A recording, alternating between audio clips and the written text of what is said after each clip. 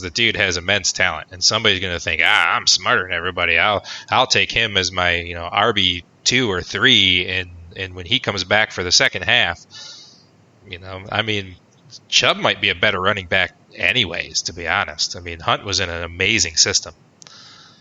Don't forget that. Yeah, I mean, I think when you get down this far, it's kind of, I think it's too far to talk about some of these guys. There's not anybody here that moved up the depth charts or that I'm really interested in. I was thinking, top 25 running backs, and that kind of puts us, in that Tariq Cohen, David Montgomery, kind of that area. But outside of that, I mean, you could go up and down this list. There's not a lot of guys here that are exciting or have any type of path to being on your team unless somebody else gets hurt.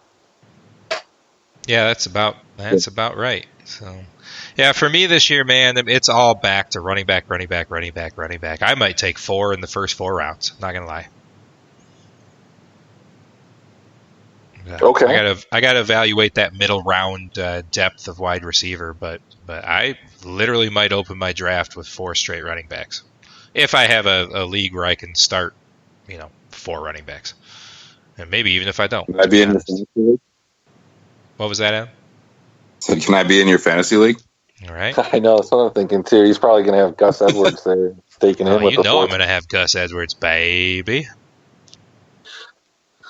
I mean, let me put this in perspective for you. If you go 4 running backs, the wide receivers that you'd probably be filling out your roster with would be guys like Dante Pettis, first round value, right there to start. I mean, maybe a Tyreek Hill, where he's ranked right now, which would be great. But I mean, you're getting like Tyler Lockett, Mike Williams, DJ Moore, Calvin Ridley, Sammy Watkins. Obviously, I was being a little facetious for saying I don't running backs. Now, if I'm in a 2 running back league, maybe they might be worth more than all of those wide receivers. But I'm not in any of those leagues. I believe that you're going to take the 4 running backs. I think that since me and Adam kind of called you out on it, you're kind of backtracking and questioning it. And the fact that I brought up Gus Edwards for you, you're like, you know what, I can take 3. Dude, I'm saying, if I got a league where I can start 4 running backs, I probably would draft 4 running backs. All right, well, let's make a league like that. And we'll give you your opportunity to make good on what you're saying. All right, man. Draft for Upside League. We'll get her done. We fill a 12-man league. I'm in. 12-man league. We can do it crazy, too. How about like 2 quarterback, 2 flex, and 1 super flex? Something. No, see, you can't do 2 quarterback because then that changes everything. If we're doing 2 quarterbacks and a super flex, I'm taking 3 quarterbacks first. So.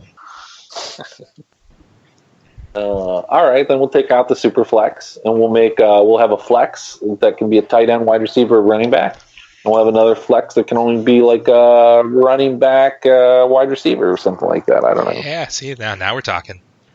Now we're talking. All right, well, we'll get more in depth about to football. Have the opportunity to draft 4 running backs, and I want to have the opportunity. If I can start 4, dude, I'm doing it against you.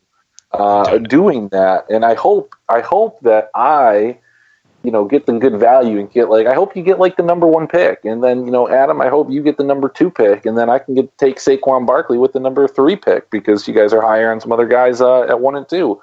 I would love that. That would be wonderful. I dig it. I like it. Let's get it done.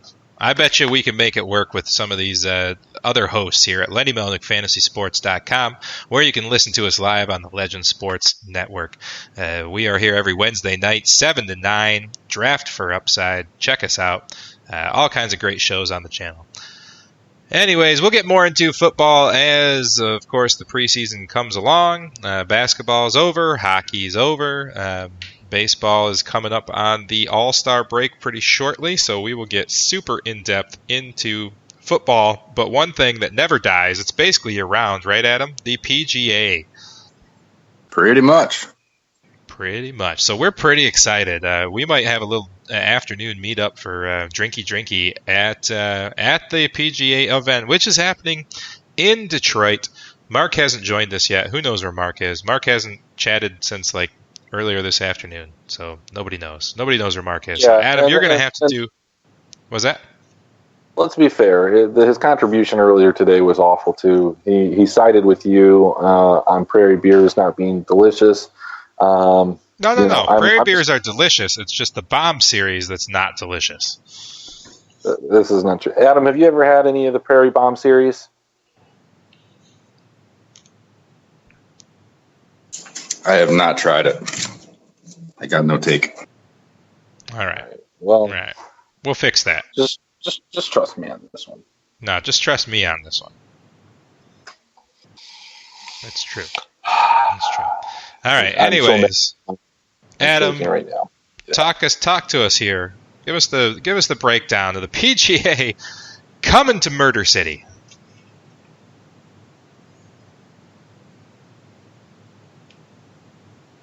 Did we lose him? Chris, did we lose Adam? Sorry, I'm ready. Oh, there he is.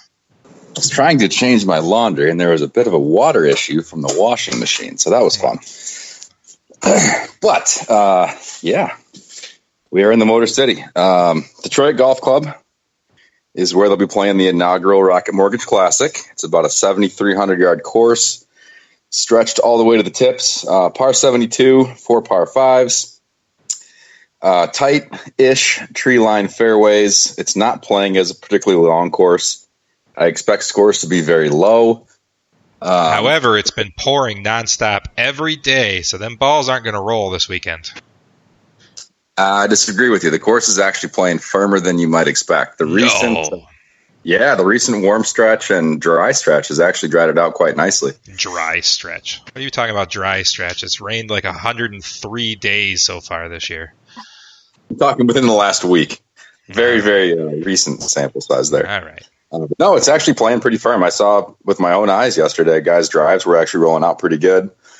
First hop into the green were they were a little bit firm, and I don't know. I expect the scores to be low this week, but it's not going to be the wet, soft event that I expected probably about a week ago, which is nice. I'm that's glad every night in my bedroom instead.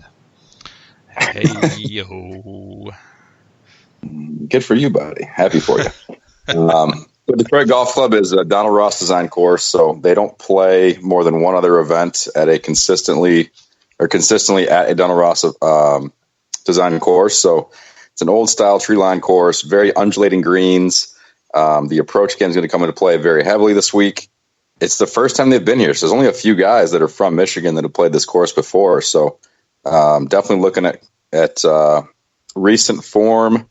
Guys that played Donald Ross course as well, and I think it's going to be a very well received event. A lot of the guys are already talking very favorably about it, and I have it on good authority from a couple PGA Tour members that there's been some buzz out there. So let's hope everything goes well this week.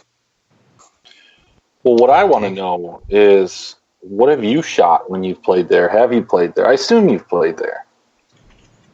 I have played there. Most recently this past May. I bogeyed my first 3 holes and shot 75 on the par 72. So I held it together pretty well after those first 3 holes. Best score I've ever shot there was a 70 last summer with a member of the Detroit Golf Club. I've played this thing. I played the event probably 8 or 9 times there in the spring. So I played the course probably close to 20 times now. So know it pretty well. It's going to be a lot of fun to watch the guys hit it way the hell past where I do on that course, even though they're playing further back tees. Those guys freaking bomb the ball, man. It's unbelievable. But it's going to be a blast. Very interesting. Very interesting. Yeah, I think it's going to be good for the city of Detroit. I think the guys are going to enjoy the golf course. I think scores are going to be pretty low. I think 20 plus under par, unless we completely avoid rain and it gets windy, will be the winning score. So should be some fireworks out there. So the real question is where is Furyk and Na? Are they in the lineup? I don't think they're playing this week, man. Neither one of them. I was really looking forward to giving them a sticker and telling them that they're our homeboys. Well, we got a couple other guys we can discuss that could be considered friends of the pod. Maybe right. Not. Well, I'll cut up Mark's stickers portion of the order that I made, and we'll hand them out. Yeah, I'm sure that'll go over very well. It'll be great. The They'll security won't tackle us or anything. No, not at all. Just walk right inside the ropes and stick it on their golf bag. It'll be incredible. The Chesticle could be considered a friend of the pod. He won last week. We've talked about the Chesticle quite a bit over the course. And the saddest part, man, is I'm the one that brought him up last week, and I wanted to play him.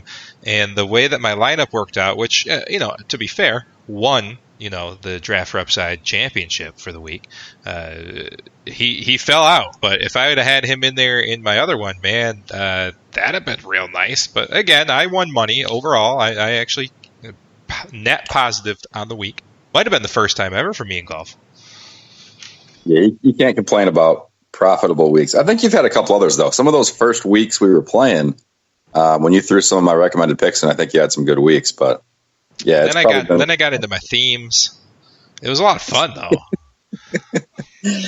You got to pick your theme this week, man. You could almost do like a Michigan themed thing with some guys who grew up here, but you'd have a lot of remaining salary for your last couple picks. That's for sure. Well, I think with the way the Detroit has been very open armed with. Immigration and foreigners into the city. We were one of the biggest sanctuary refuge cities for a long time. I may have to go a complete foreign lineup this week. I don't mind that. Mm-hmm. You got some options. That's right. All right. Shall we kick it off? Shall we start talking who we're going to like? Sure. Let's kick it. All right. Trying to get my DraftKings back open. I'm going to lean on one of you two to pull up some ownership percentages, as I am currently watching the Michigan Vanderbilt College Baseball World Series finale for it all tonight. Yes, that is a best of three, right? So that's 1-1. Yeah, Michigan won a couple nights ago. Vandy won last night, so it's all coming. That's tied. I'm gonna have to go with Vanderbilt. Not gonna lie, I don't think my Michigan friends need that ego boost whatsoever. I mean, it's been a long time since Michigan won a national title of any kind, so I think they're due. I'm going to go with the underdog Wolverines tonight. So, or I could root for the Wolverines and just count that as a bigger embarrassment for the football program. Not sure how that would reflect on the football program negatively. Oh, it would, because they've won the championship, but football hasn't. That's why. Sounds like a Spartan. It does sound like a Spartan, doesn't it?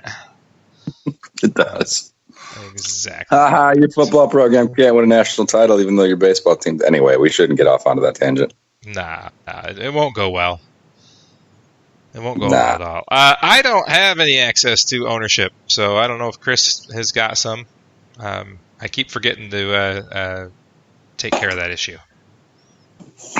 On that topic, though, I do think with the complete absence of course history, I don't think there's going to be any extremely high-owned guys that have, historically played really well here. We have no history on the course. People, I mean, they can project whatever they want or say what they expect the course to play like, but nobody has a freaking clue. So yeah, I think it's and the biggest name on the field, of course, is DJ. So he probably will get the ownership just because it's DJ. Maybe, but he's really high priced, so I'm not sure he will. I think people are going to be hesitant to play a guy at $12K. You put $12K in there, you got $7,600 left for your remaining five guys. It gets a little thin down there, right? With the few guys in your lineup. So right, I think DJ might be relatively low owned. Let me pull up how I'm going to play here. I want to do this. I'm going to reserve this spot so I don't forget about it. I'm going to go back. I'm going to open that up again. All right, so let's take a look. So starting with DJ at 12,000. We only have four guys at 10K or above. I don't know. What do you think about Ricky? Is he going to get the love because this is his sponsorship course? What's up? I think he's probably going to get more really annoying Rocket Mortgage commercials that I've been inundated with everywhere for the last 2 weeks now. Oh yeah, they've been unavoidable. No, I think he's going to be higher owned than he should be, given the fact that he's been extremely volatile this year, and has really struggled from week to week. He also doesn't play Donald Ross courses very well over the course of his career, so Ricky's a guy I think is going to be more high owned than he should, and I am fading Ricky because of that.